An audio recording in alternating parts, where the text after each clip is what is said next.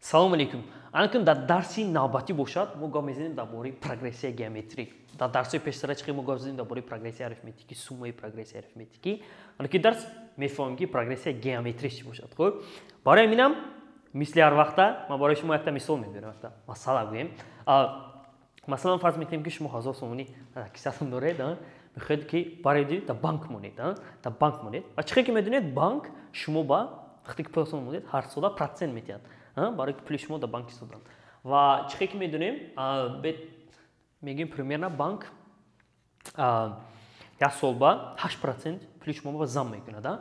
Ҳамун солошо мегӯем, соло ҳамчун бе ишора мекунем. Соли якум шумо рафтед мондед 1000 сомонӣ банк бар. 1000 сомонӣ мондед. Соли дуюм пулатон чанд қам шад? Чанд қам шад? Ҳозир ҳисоб мекунем. 8%. Пулатон 8% зиёд мешад. яъне ки 8 мо метавонем ишора кунем ки аз 100 8, яъне ки аз 100 8. Бо ин ҳамин метавонем ишора кунем. Хуб, ва барои ин ки ёфтан ки соли дуюм чанд қа пул мешад дар ҳисоби банки шумо, дар ҳисоби депозити шумо, анамон 1000 мо метавонем гирем ба 108 зарб бзанем. Хуб, яъне ки пулатон 8% зиёдтар шуда мегирад. 8% зиёдтар шуда мегирад. Ба 108 зарб мезанем. Агар 15% зиёд шавад, гуфтем, зиёд шавад, ба 115 зарб мезанем. Хуб, 10% бошад, ба 110, ба 110 зарб мезанем. Хуб, ана акунун соли сеюм чӣ қа мешавад? Соли сеюм ҳамина мегирем, ба 108 зарб мезанем. Ба 1 зарби 108. Бо зарби 108. Чӣ қа мешавад? 1000 зарби 108 дар квадрат. 1000 зарби 108 дар квадрат. Соли сеюм нехешад. Соли чорум чанд мешавад? 4 баробари 1000 зарби чанд? 108 дар дараҷаи чанд мешавад? Дар дараҷаи 3. Хуб, соли панҷум ки шуд, соли панҷум мешавад 1000 зарби чанд? 108 дар дараҷаи 4. 108 дар дараҷаи 4. Хуб, ана ки чӣ хеле ки дар инҷо пай бурда бошед, мо инҷо дорем 108, 108, 108, 108. ҳар сол назар ба соли пештара 108 маротиба зиёд шудааст. 108 маротиба зиёд шудааст. Ва анамин чизам нишон медиҳад ки анин прогрессия, яъне ки прогрессияи геометрӣ адади навбатеш пештараш дида ягон маротиба, ягон қадар, ягон чанд маротиба зиёдтар шуда мегирад. Анмон чанд маротиба зиёд шуданаша q мегӯям. Хуб, ва яъне ки 108 q мо дар инҷа чанд? 108.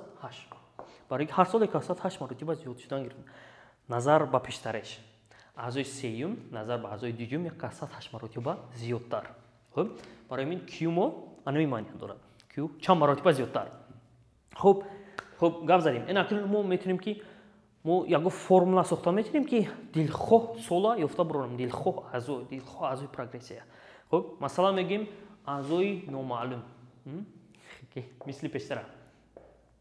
Масалан метавонем ки ҳаве гӯем беин. Соли номаълум чӣ қадар пул дар банкам шуд, дар счёти депозити ман. 1000 сомонӣ дорем. Чӣ ки мебинед? 1000 сомонӣ дорем. Дар ҳар яктеш мо ба 1000 сомонӣ мегирем, ҳамҷо мемонем. мешад бе 1000 сомонӣ мо барои ки бе 1 мо буда зарби мешад. ҳар якти бо инҷо дорем q 108 мо чӣ буд? чанд маротиба зиёдтар. ва ана акнун бо чӣ мешад? инҷа дараҷаам дорад. Чӣ ки мебинед? вақте ки 3 шуд 108 дар дараҷаи 2 шудааст. q анакун 3 минус 1 шудааст. ана инҷа 4 буд 108 дар дараҷаи 3 шудааст. значит 4 минус 1. инҷаш 5 буд, инҷа 4 шудааст. значит 5 минус 1. яъне ки анамин мегирифти гету минус 1 мекардед. ана инҷа мо чанд? n. мегиред n минус 1. bn баробари бе 1 зарби q дар дараҷаи n минус 1. ана ин формула ҳисоб кардани аъзои дилхоҳ, аъзои прогрессияи геометрӣ. барои ҳамин формула ҳозир мо мегирем ҳисоб мекунем ки баъди 10 сол, барои мисол дар суратҳисоби мо чӣ қадар пул мешад. ба ҷои n мегирем 10. бе 1 мо чанд буд? аъзои 1 мо. аввала банк чанд қа пул мидем? 1000 сомонӣ. чанд сомонӣ сарф кардем, яъне зарби q мо чанд буд? ҳар чанд маротиба зиёд мешуд? q мо зиёд мешуд 108 маротиба. و در درجه n-1 این ما 10 10-1 9. خب 1000 ضرب 1.8 در درجه 9 میشد 1999 سومونی. یکی خب فرض کنیم 2000 سومونی. یعنی که چیزی که دیدید اگر پروتون در بانک مونید بعد از 10 سال پروتون 2 برابر زیاد میشه. پروتون 2 برابر زیاد میشه. برای همین اگر اونی که پلات تا کیسه مونید اما 1000 سومونی میسته. و چیزی که دیدید پلاتون پوسی پروگرسی گیومتری چقدر زیاد شده رفته است.